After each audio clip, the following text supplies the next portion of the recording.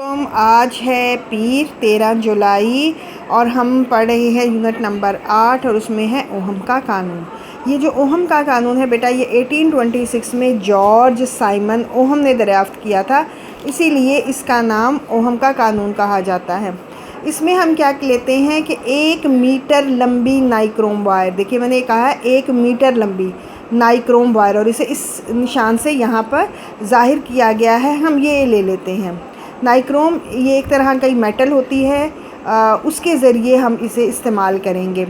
यहाँ हम क्या करते हैं, ये नाइक्रोम वायर ले लेते हैं, इसके ये जो दोनों सिरे हैं इसको कनेक्शन वायर कौन सी है, जो आपके घरों में बिजली की तारें इस्तेमाल होती हैं, इन दोनों के ज़रिए हम एक वेरिएबल पावर सप्लाई, वेरिएबल का मतलब क्या है, जिसकी हम पावर सप्लाई अपनी मर्ज़ी से चेंज कर सकते हैं।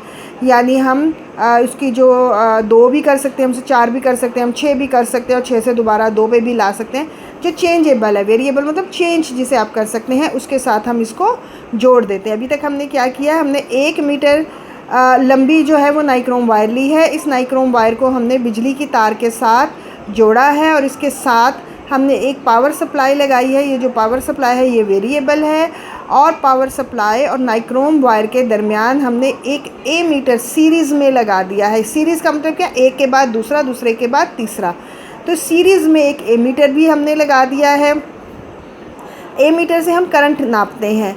उसके बाद हमने यहाँ पर इस नाइक्रोम वायर के मुतवाज़ी आमने सामने, जैसे 2 लोग आमने सामने खड़े होते हैं, पैरेलल एक वोल्ट मीटर लगा दिया है। अभी तक हमने ये किया कि हमने 1 मीटर लंबी नाइक्रोम वायर ली, उसके साथ हमने यहाँ पर इसे बिजली की तार से जोड़ा, इसके साथ हमने एक पावर सप्लाई लगाई जो वेरिएबल है, एक हमने एमीटर लगाया जो सीरीज़ में लगा, और इस नाइक्रोम वायर के मुतवाज़ी हमने एक वोल्ट मीटर लगाया। अब हम क्या करते हैं कि पावर सप्लाई से आहिस्ता आहिस्ता हम वोल्टेज बढ़ाते हैं, और जब ये आहिस्ता आहिस्ता वोल्टेज बढ़ाते हैं तो उसके बाद हम रीडिंग चेक करते हैं वोल्ट मीटर पर और एमीटर पर करंट की और वोल्ट मीटर पर वोल्टेज की। और हमने ये देखा कि जब हम इसे चेंज करते हैं और इसे बढ़ाते हैं, तो जैसे ही हम यहाँ पावर सप्लाई बढ़ाते हैं, एमीटर और वोल्ट मीटर, ये इन दोनों में भी आपस में तब्दीली इस तरह आती है कि अगर ये बढ़ती है, वोल्ट बढ़ता है, तो जो करंट है वो भी बढ़ती है। तो इसको जो कहते हैं, यानी इसको मुशाहिदा जब हमने किया कि वोल्ट मीटर की रीडिंग V और ए मीटर की रीडिंग I को जब हमने नोट किया, तो उसके बाद ये एक कानून बना, और जिसमें होता ये है, हमारे मुशाहिदे में ये आया कि V और I के दरमियान एक निस्बत है, और ये जो निस्बत है ये हमेशा, इसकी कीमत कितनी ही हो V और I की, वो एक ही रहती है, यानी वो एक दूसरे के प्रोपोर्शनल है। V बढ़ेगा तो I बढ़ेगा, I बढ़ेगा तो V बढ़ेगा। ऐसा नहीं हो सकता क्या V वोल्टेज बढ़ाएं तो करंट जो है उसकी मिकदार कम हो जाए, ऐसा नहीं होता। V और I के दरमियान हमेशा एक कांस्टेंट रहता है, एक बढ़ता है तो दूसरा भी बढ़ता है।